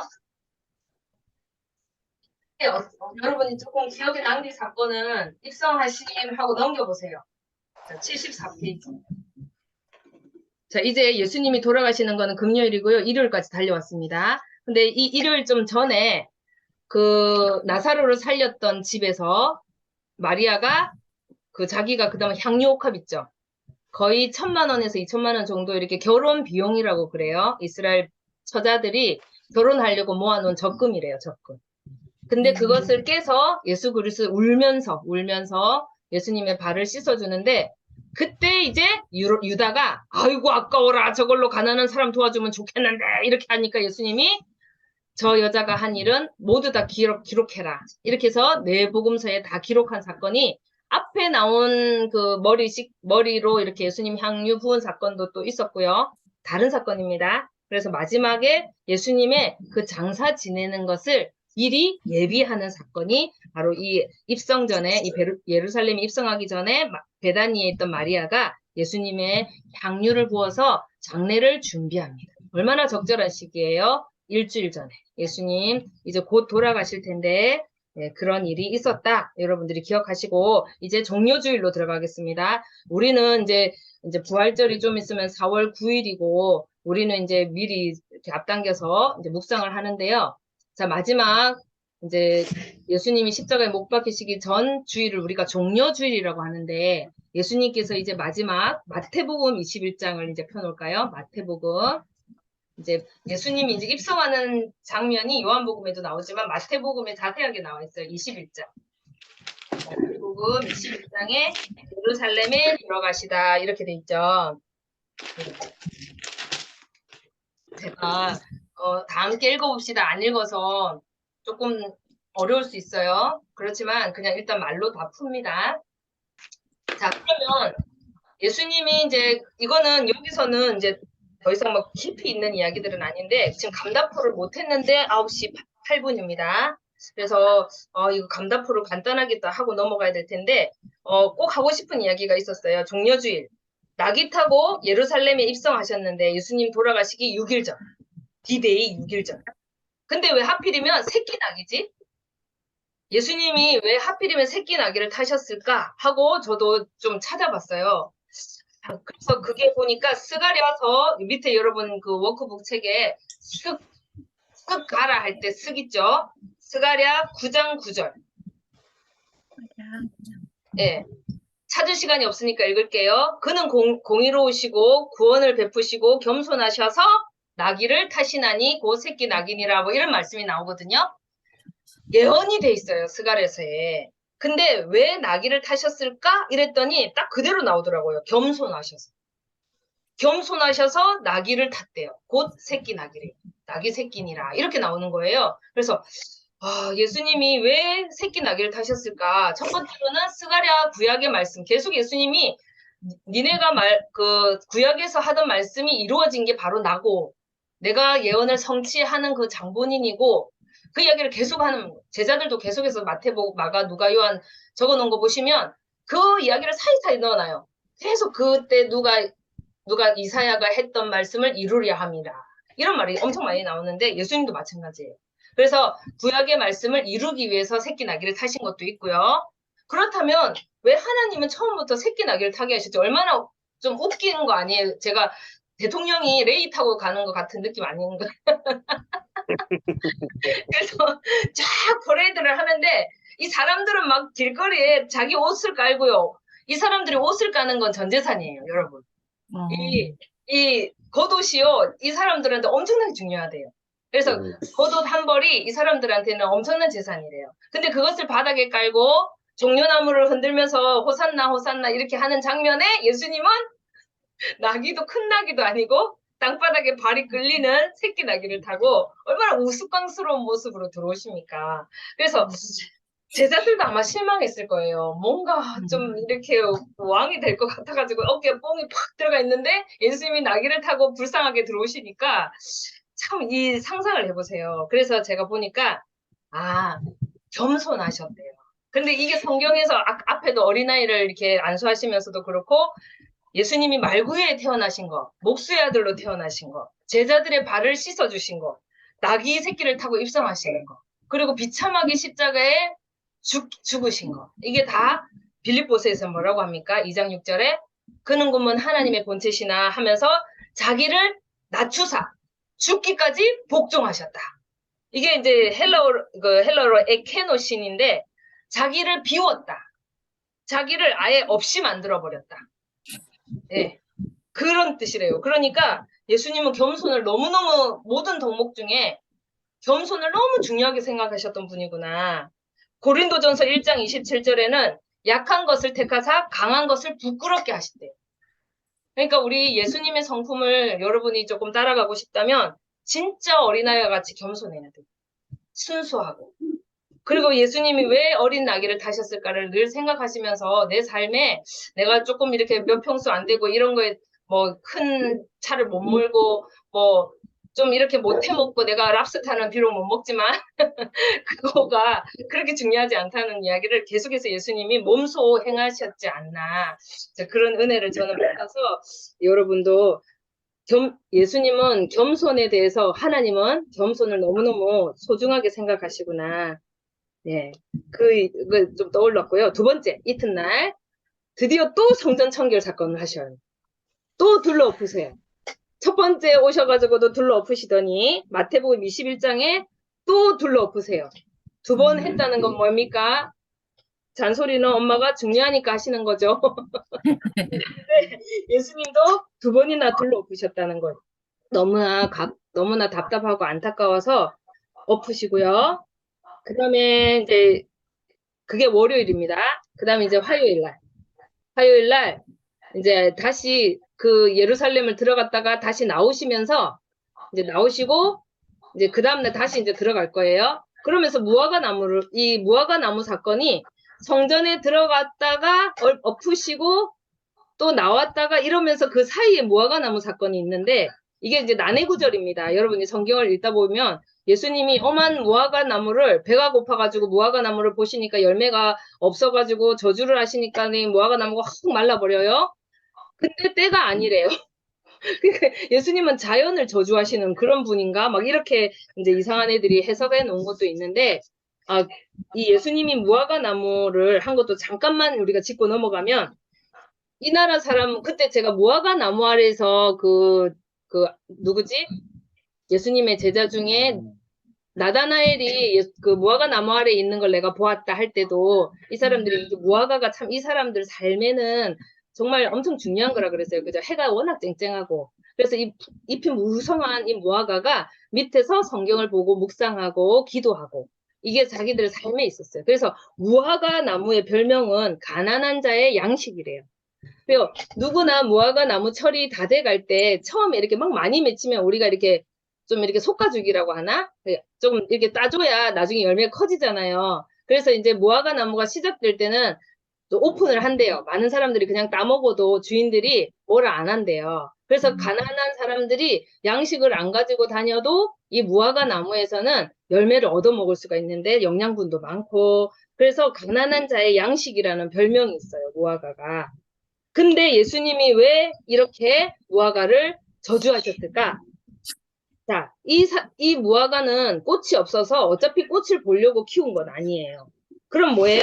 배고픈 자를 먹이려고. 예, 오로지 그 목적인데 지금 백성이 지도자들이 무화과 남은 거예요.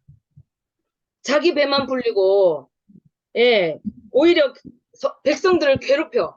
가난하고 그런 자의 양식이 되는 게 아니라 그들의 짐을 지어서, 나중에 보면 예수님이 신학 논쟁에서 나중에 그 사람들한테 심판과 저주를 막 퍼붓거든요.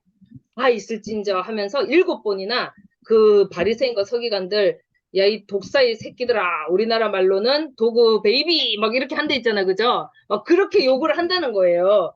그만큼 이 무화과 나무를 보시고는 때가 아니지만 무화과 나무를 저주하신 것도 하나의 바리새인과 서기관과 지도자들을 상징하는 말씀으로 여러분들이 이해를 하신다면 성경을 전체로 봤을 때 앞뒤에 성전에 이제 예루살렘에 들어가시면서 그들에게 뒤에는 막 화 있을진지 아시고 앞에는 성전 청결하셨잖아요. 그러면 그 사이에 있는 무화과는 그들을 상징하고 있는 거예요. 아시겠죠? 그래서 그런 신학 논쟁하고 연결이 된다. 이렇게 보시면 됩니다. 자, 그럼 넘길게요. 자, 그래서 나무를 저주하시면서 이제 저들의 그 열매 없고 외식하고 가식적인 모습을 비판하신 겁니다. 자, 75페이지. 화요일 신학 논쟁. 자, 그러면 이제 예수님이 그 화요일 날 안으로 들어가시면서 무화과 나무 저주하시고, 자, 화요일 신학 논쟁에 보세요. 당신 누구요? 예수 당신 누구요? 이 사람들은 도대체 나사로까지 살리고, 근데 너는 누구야? 계속해서 말을 하는 거예요. 근데 예수님은 계속해서 이야기를 하십니다. 예수 그는 누구신가? 나? 그리스도라니까? 이렇게 계속 이야기를 하는 거죠. 그래서 끈질기게 흐르는 사복음서의 관점이 뭐라고요? 예수 그는 누구인가? 계속해서 그 관점으로 논쟁을 하는데 이제는 이 사람들하고 대놓고 이제 논쟁을 합니다. 그래서 이 질문에 대해서 그들이 묻습니다. 너 좀 밝히 말해봐라. 니 도대체 누구? 이렇게 이제 질문을 하는 거예요. 그랬더니 예수님이 이제 이 질문에 대해서 세례 요한이 이해가 되지 않으면 나를 이해하지 못한다. 이렇게 이야기를 하십니다. 세례 요한이 이해가 되지 않으면 나를 이해하지 못한다. 이게 마태복음 21장 지금 펴놨으니까 25절. 21장 25절에 요한의 세례가 어디로부터 왔느냐? 하늘로부터냐? 사람으로부터냐? 이거 했던 거 기억나시죠?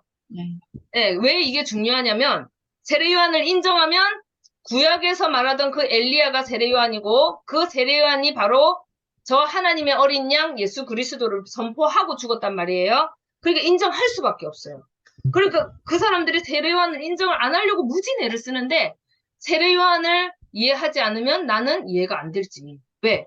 구약에서 계속 말하던 그 메시아가 나니까. 그러면서 포도원 농부 비유를 하죠. 그 풍군 그 일하는 일꾼 와서 죽여버리고 그 다음에 아들까지 왔는데 니네가 아들까지 죽여버린단 말이야.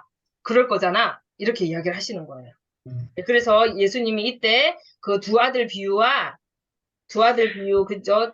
그 다음에 포도원과 소작인의 비유, 혼인잔치 비유를 이때 하십니다. 그래서 예언처럼 이야기를 하세요. 자, 그래서 넘어갈게요. 2번. 알아서 좀 적으세요. 자, 그 다음 3번.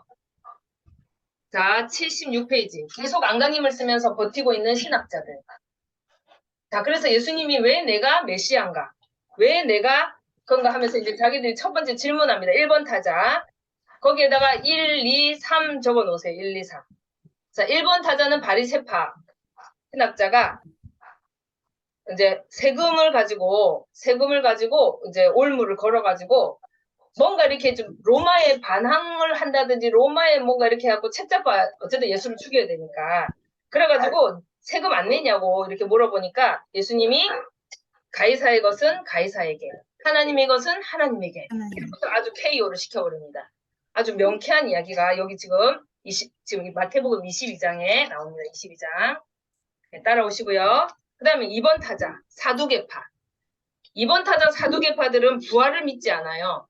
그래서 이제 예수님을 어떻게든 올무에 걸으려고 그 형사 취수제 있죠. 그래서 7 형제가 있었는데 자기들은 부활을 믿지도 않으면서 7 형제가 있었는데 형수가 첫 번째도 애기 없어주고 그래 두 번째한테 결혼했더니 두 번째도 애기 없어주고 이러고 7명한테 갔는데 그 여자는 누구의 아내입니까? 부활하면 이렇게 묻는 거예요. 그랬더니 예수님이 참 웃기고 있네.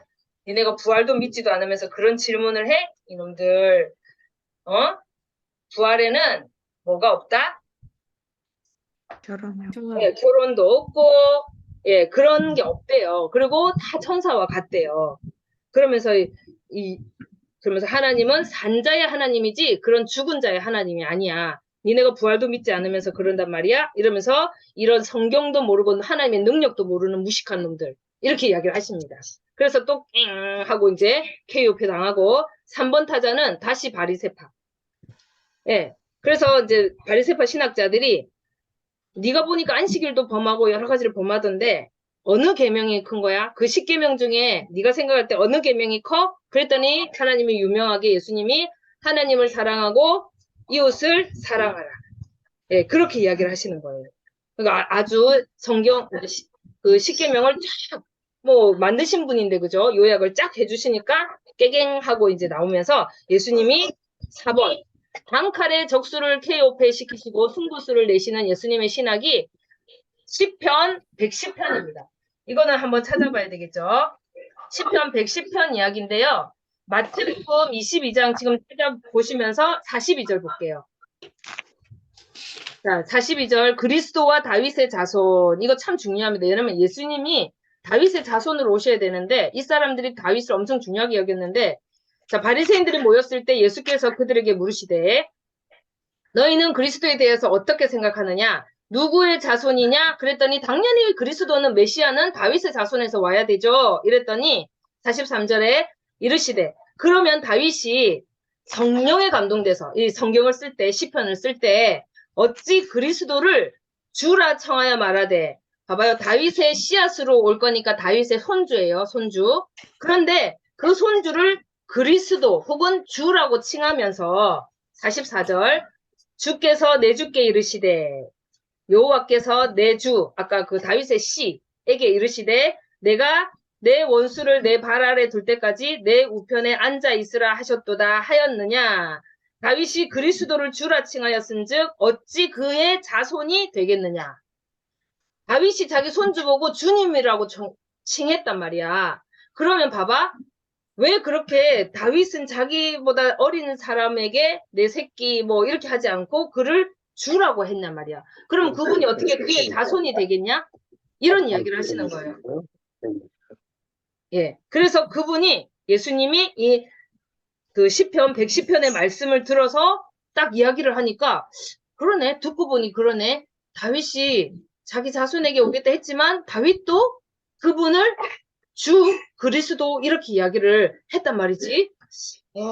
그렇구나. 우리가 좀 생각을 잘못하고 있을 수 있겠어라는 생각을 하게끔 예수님이 하신 거예요.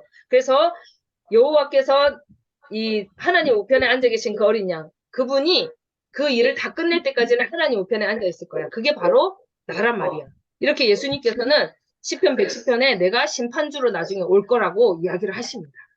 그래서 그러고 나서야 그 일당에 대한 5번 최종 결론인 심판 저주 발언을 하십니다. 이게 마태복음 23편 한번 펴보세요. 시간 다 돼가지만요. 10편 23편에 이신저가 16절부터 나오는데 앞에도 계속해서 이 바리새인과 서기관과 외식하는 이 자들에게 뭐라고 하시는지 몇 번 나온다고요? 화 있을진저가 7번. 성경에서 물론 엄청 많이 나오지만 화 있을진저 이 말이 7번 나와요. 이건 뭐예요? 완벽한 거예요. 이 사람들은 거의 저주를 받겠죠. 심판을 받겠죠. 그래서 자, 이 사람들에게 5번 그 일당에게 최종적 결론으로 심판 저주 발언을 하십니다. 예수님이 어떨 때는 사랑의 예수님이시지만요. 이 사람들이 얼마나 많은 이들을 괴롭히고 있는지 나중에는 이 사람들이 예수님의 제자들을 죽일 거예요. 봐봐요. 화 있을진저 쭉 나오는데요. 34절 볼게요. 나중에 우리가 이제 좀 있으면 바로 다음 주부터 바울부터 배울 건데 34절. 그러므로 내가 너희에게 선지자들과 지혜 있는 자들과 서기관들을 보내매 너희가 그 중에서 더러는 죽이거나 옛날에도 많이 죽였고 앞으로 더러는 죽이거나 십자가에 못 박고 그 중에서 더러는 너희 회당에서 채찍질하고 이 동네에서 저 동네로 따라다니며 박해하리라. 이대로 제자들 12명을 다 죽입니다. 이 사람들이.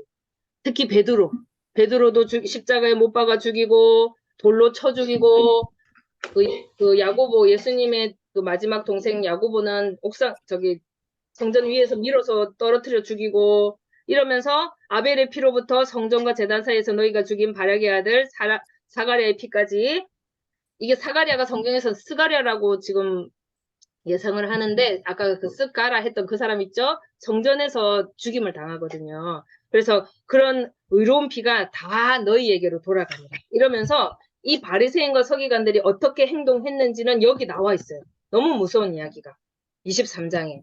그래서 화 있을진저를 7번이나 하면서 심지어는 아까 제가 말했지만 33절에 이 뱀들아 독사의 새끼들아 이렇게 예수님이 지금으로 보면 쌍욕을 하셨어요. 쌍욕을 하시면서 이 사람들이 제일 싫어하는 게 뱀새끼. 사탄의 새끼라는 말이거든요. 그 창세기를 알기 때문에 이 사람들이 너무너무 싫어한대요. 근데 이 사람들이 무거운 짐을 묶어서 사람들에게 짐 지우고 자기는 전혀 들려고 하지도 않고 문안 받는 걸 좋아하고 거룩한 술을 옛날에는 옷 끝에다 달아야 되는데 이 술을요 얼마나 그 옷술을 길게 해가지고 질질 끌고 다녔대요. 막 길게 해가지고. 그래서 이 사람 보고 외식하는 자들이다. 교만한 한 사람을 얻으려고 막 한 명만 자기 그게 되면 자신보다 배나 지옥 가게 만들고 회칠한 무덤 같고 이러면서 예수님이 엄청난 저주를 퍼부어요. 그래서 예수님이 얼마나 이 바리새인들 유대교들과 싸움을 하셨는가. 네. 자, 이제 시간이 거의 다 돼버렸네요. 6과는 간단하게 제가 소개하고 그러면 마치려고 합니다. 다 이야기는 못하고요. 사실 6과는요 81페이지 펴보세요. 그래서 이제 이 화요 신학 논쟁은 내가 그리스도고 그 이야기를 쭉 하시면서 마지막으로는 저주하시고 마치는 사건. 그러면 마태복음 24장은 뭡니까?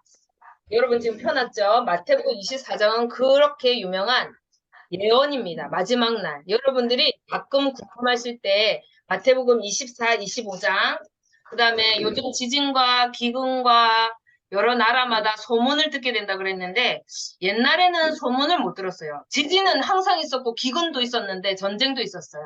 그런데 요즘처럼 소문이 빨랐을까요?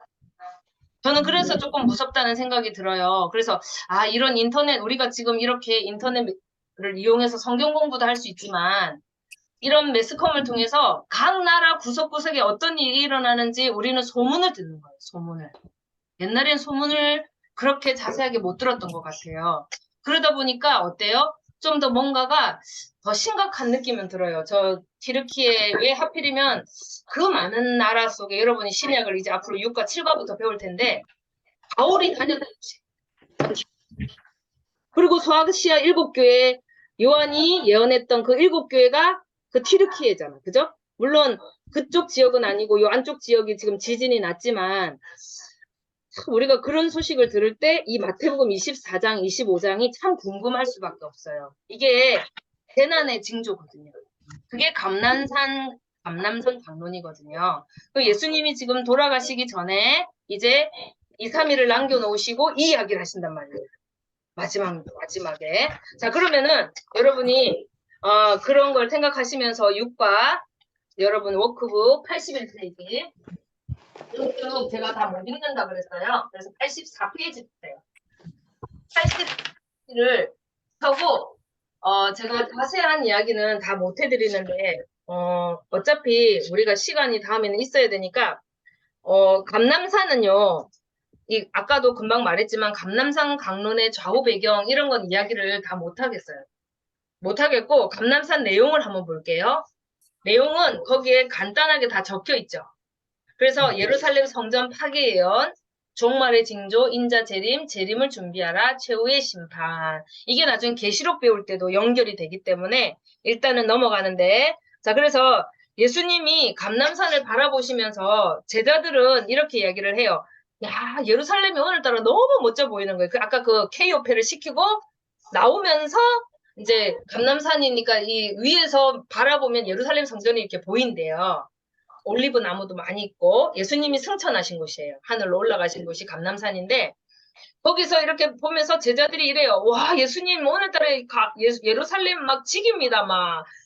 노을에 저 비친 저 모습이 너무 멋지지 않습니까? 이랬더니 예수님이 갑자기 아무 말씀 안 하시더니 펑펑 우시는 거예요. 펑펑 우시면서 예루살렘아 예루살렘아 하시면서 우는 거예요. 그리고 제자들이 엄청 놀래죠. 그러면서 하신 이 감람산 강론입니다. 이제 며칠 안에 돌아가실 건데 누구 심정이 됐느냐? 아까 좌우 배경에 예레미야의 심정이었어요. 예레미야가 눈물의 선지자인데 좀 있으면은 여기가 완전히 예루살렘 성전이 무너질 걸 알고 예레미야가 막 울었거든요. 예레미야 애가서에 보면 망할 거야. 그렇지만 회복하실 거야. 이러면서 예레미야가 막 울었단 말이에요. 그거를 예수님이 생각이 나신 거예요. 그리고 앞으로 실제로 예수님 돌아가시고 나서 AD 70년경에 티투스 장군이 완전히 예루살렘에 돌 하나도 남기지 않고 완전히 파괴시켜버립니다. 마사다 전투에서. 그래서 실제로 예수님의 예언이 그대로 이루어지는 것을 아는데 이 감람산 예언은 바로 40년 후에 일어날 것과 먼 미래에 일어날 예언을 같이 이중적인 예언을 다니엘서처럼 하고 있어요. 그게 배경이고요. 그래서 감람산 강론 내용은 여러분들이 성경을 읽어보면 됩니다. 뭐 그렇게 어렵지 않기 때문에 넘어가겠습니다. 자, 그다음 다락방하고 이제 헷갈리는 게 뭐냐면 다락방 강론, 포도나무 강론, 그다음 대제사장 기도가 있는데요. 여러분이 거기다가 이제 시간이 없으니까 좀 적어 놓으시는데 제가 이제 생각을 해봤더니 일단 포인트는 뭐냐면요. 이게 성경을 읽으면 다 아는 거를 우리가 성경 공부를 이건 하는 거예요. 왜냐면 역사를 다른 거는 그동안 쭉쭉쭉쭉 시간 순서별로 했고 요거는 강론이잖아요. 그러니까 사실은 제가 안 해드려도 그냥 성경만 읽어도 은혜가 돼요. 그런데 이제 포인트를 살짝 집어준다면 이제 다락방 강론이니까 다락방 감다포거든요. 그러면 감람산은 아까 감람산에서 멸망을 이야기했고요. 지금 다 제자들한테 하는 이야기예요. 그 다음에 다락방에 올라가셔서 이제 성만찬을 하시기 전에 이제 강론을 하시거든요. 그러니까 그것도 유언이겠죠, 유언. 그 다음에 포도나무 밭을 지나면서 하셨던 유언이에요. 자, 그러면은 다락방은 우리가 그렇게 알던 이제 마지막 성만찬 사건과 발 씻어주는 사건이 있고요. 이때 예수님이 했던 이야기는 그냥 포인트가 그거예요. 여기서 지금 이어지는 강론에서 넘겨볼게요. 대중 시간 됐죠? 자, 86페이지. 이것도 쭉쭉 넘어갈게요. 자, 떠나시다. 예수님이 떠나시는 이야기를 하세요. 떠나시는 이야기. 그러면서 이제 예수님이 3명하고 대화를 하시는데 자, 그때 당시에는 식사를 이렇게 식탁에 앉아서 하는 게 아니고 방바닥에 이렇게 누워가지고 이렇게 누워서 먹잖아요. 이렇게 찍어서. 그러니까 이제 요한도 예수님의 품에 누웠다 할 때는 이렇게 하고 이렇게 좀 편하게 눕는 게 그 나라 식사 습관이거든요. 그러면 이제 예수님하고 가까운 애들이 이제 질문을 하는 그런 장면이에요. 그러면서 예수님이 떠나는 이야기를 했더니 베드로가 그러는 거예요. 이제 예수님 어디로 가십니까? 이렇게 하시는 거예요. 자, 여기서 베드로와 도마와 빌립 이 3명이 이제 다락방에 나오는데 베드로가 거바디스 여러분 그때 저번에도 이야기를 했는데 베드로가 이럽니다. 내가 이제 떠난다. 나는 좀 이따가 떠날 건데 좀 이따가 떠날 거고 다시 성령을 보내줄 거야. 이런 이야기를 했더니 베드로가 요한복음 13장 다시 이제 요한복음으로 자세하게 요한복음 13장에 이제 나오는데 뭐 앞에서도 돼요. 요한복음 13장에 베드로가 이래요. 36절에 베드로가 주여 어디로 가시나이까? 마치 그때 이제 코바디스 이야기가 바로 코바디스 이렇게 질문한 거예요. 요한복음 13장 36절에 나 자꾸 예수님이 간다 하니까 그럼 어디로 가십니까? 이랬더니 예수님께서 이제 그런 이야기를 하시는 거예요. 지금은 36절에 내가 가는 곳에 내가 지금은 따라올 수 없으나 후에는 따라가리라. 내가 어디로 간다는 건 계속 정확하게 이야기를 아버지께로 간다 했거든요. 근데 얘가 자꾸 어디로 가냐니까 대답을 해줄 수가 없는 거예요. 그래서 예수님이 네가 지금 내가 가는 곳에는 못하지만 후에는 따라오리라. 그러면서 베드로가 내가 왜 지금은 못 따라가요? 내가 목숨을 바쳐서라도 따라갈 건데요. 이랬더니 38절에 네가 나를 위해서 목숨을 버리겠다고? 내가 진실로 너한테 말하지만 닭 울기 전에 네가 나를 3번 부인할 거야. 에휴 하고 깨갱해지는 그 사건. 근데 나중에 그 로마의 박해, 네로의 박해 때문에 막 도망 나올 때 예수님이 환상 중에 가시는 걸 보고 어디로 가십니까? 했더니 내가 죽으러 간다. 이랬더니 베드로가 그때 이 장면이 생각이 난 거예요. 어디로 가십니까? 이랬더니 네가 좀 있다가 난 지금은 못 가지만 좀 이따 올 거야. 그러면서 그게 생각이 난 거예요. 그게 코바디스의 배경이 되는데 그래서 베드로가 예수님이 로마로 가시는데 내가 지금 여기 도망가면 안 되겠으니까 나도 로마로 가서 예수님과 함께 가야 되겠다. 그때는 내가 3번 부인했지만 이제는 그럴 수 없겠다. 이러면서 베드로가 나중에 예수님 따라가서 십자가에 못 박혀 죽게 되는 거죠. 그러니까 예수님의 예언이 이대로 나중에는 나를 따라오리라. 이렇게 이야기를 하신 게 여기서 이루어지는 거예요. 그다음 도마도 마찬가지예요. 4번에 도마도 어디로 가십니까? 우리가 그 길을 도대체 어떻게 알 수가 있죠? 그랬더니 이제 예수님께서 내가 곧 길이요 진리요. 그 길을 알 필요가 없어. 내가 그 길이니까. 내가 곧 진리니까. 그렇게 이야기를 하시는 거예요. 그 명언이 여기서 나오는 거고요. 빌립도 마찬가지예요. 빌립도 예수님 그러면 진짜 답답해 죽겠는데 그냥 하나님을 한번 우리 눈에 한 번만 잠깐이라도 좋으니까 딱 한 번만 보여주세요. 이렇게 이야기를 하십니다. 우리가 예수님 안 믿을 때 이런 기도 많이 하잖아요. 하나님 한 번만 보여주면 내가 예수 믿겠다고.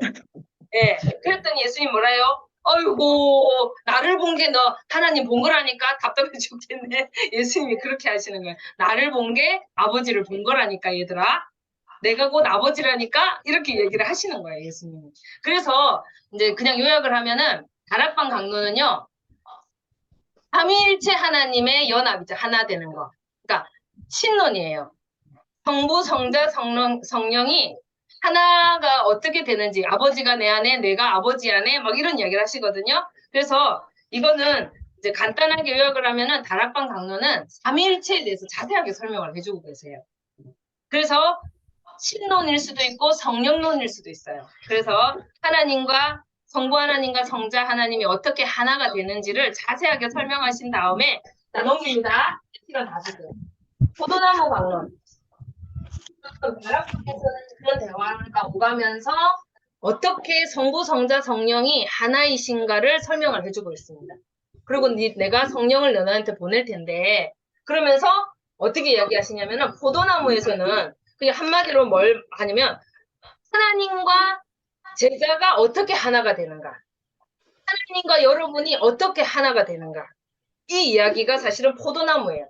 그래서 포도나무 가지가 나무에 딱 붙어 있어야지 열매를 맺을 거야. 이 이야기가 이제 여기서 나오는 겁니다.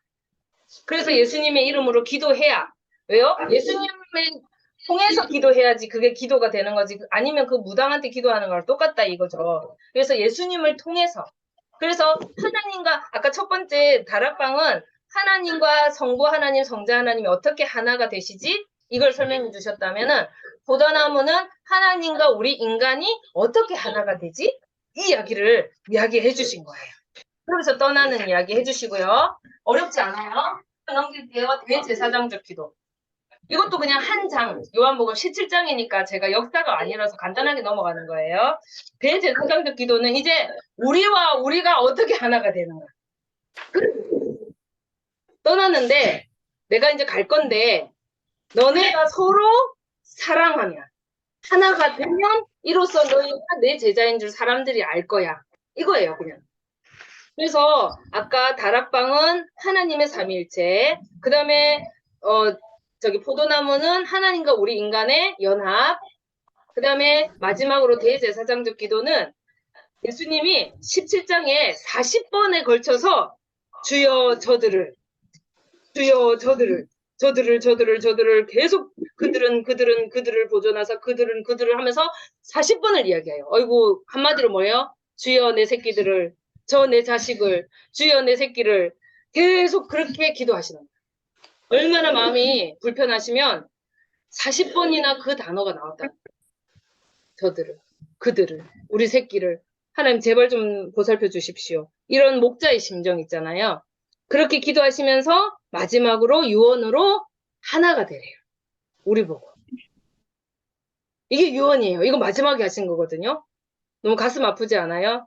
그래서 결론은 사랑이래요. 결론은 사랑이고 하나가 되래요. 그러니까 성부 성자가 하나 되고 너와 내가 하나가 되고 너희끼리 하나가 되는 거. 이게 내가 이 땅에 온 이유야. 그래서 나는 내일 모레 죽을 거야. 이제 내일 이날이 목요일이니까 내가 오늘 밤부터 죽을 거야. 이렇게 이야기했습니다. 그러면 이제 예수님 십자가 못 박힌 건 다음 주에 할게요. 그래서 여기까지 오늘 했는데 그 자세한 내용은 못 다루는 거는 정말 이제 시간이 없어서 아쉽지만 내일 다음 주부터는 십자가의 그 내력 5번부터 얘는 십자가 못 박히고 바로 부활하실 거거든요. 7장에는 부활을 하는 거를 다룰 거니까 가능하면 이렇게 이제 장별로는 못하지만 이렇게 이야기가 연결이 되는데 오늘 예수님의 그 초막절, 수전절, 그 다음에 감람산, 그다음에 다락방, 포도나무, 대제사장 기도 이렇게 예수님의 어떤 주옥 같은 설교를 오늘 배운 날이거든요. 물론 성경을 읽으시면 이해가 되시겠지만 읽으실 때 제가 이렇게 소리 질렀던 거 조금 떠올랐으면 좋겠고 또 여러분들이 참고해서 더 공부하시면은 예수님이 그냥 한 말은 하나도 없다. 그냥 한 행동은 하나도 없다. 우리가 알면 알수록 은혜가 되는 거예요. 그래서 여러분들이 그 예수님의 저는 이걸 보면서 바리새인과 서기관과 그 사람들이 그 눈이 가려져 가지고 예수님이 자꾸 맹인들아 막 했던 그것도 우리의 선입견이나 우리의 그 가식적인 그런 것들이 우리가 그런 걸 좀 놓치지 않도록 항상 어린아이와 같이 어린 나귀를 타시는 예수님을 생각하면서 우리가 지금 하나가 되는데 작은 소자 하나한테 한 것이 나에게 한 것인데 오늘 우리 간단하게 잠시 묵상 기도하고 제가 기도를 마칠게요. 살아계신 아버지, 불쌍히 아버지 하나님 감사합니다. 아버지 하나님 까지 오늘도 주님 말씀을 아버지 배우고 주님께서 말씀을 그런 덮습니다. 예수님 저희들에게 진정한 아버지 하나님 저희들에게 남겨주신 한번 그런 말씀을 드린 것 같습니다. 어머님에게도 하나님 헛되지 않게 이런 정말 우리가 보다 서로가 저희 하나가 될 수 말씀을 있게 하시고 드리는 아버지 정말 하나님 한 사랑으로 예수님의 마지막 그 가족이 피 되게 흘리는 하시고 그 절규를 듣게 저희 하여 하나님께서 주시고 해주실 줄로 믿습니다. 아버지 가면서 남은 시간을 어떻게 살아가야 될지 아버지 기도해 주옵소서. 감사합니다. 주여 살아계신 아버지 신약 성경을 우리가 이제 거의 마무리했습니다. 신약 사복음서 예수님께서 이 땅에 오셔서 행하셨던 이제 죽음을 앞두고 하루만을 남겨놓고 있습니다. 주님께서 오셔서 거저 말씀하시고 아무 뜻 없이 행하셨던 거 하나도 없다는 것을 우리가 말씀을 읽어갈 때마다 참으로 놀라움을 금치 못합니다.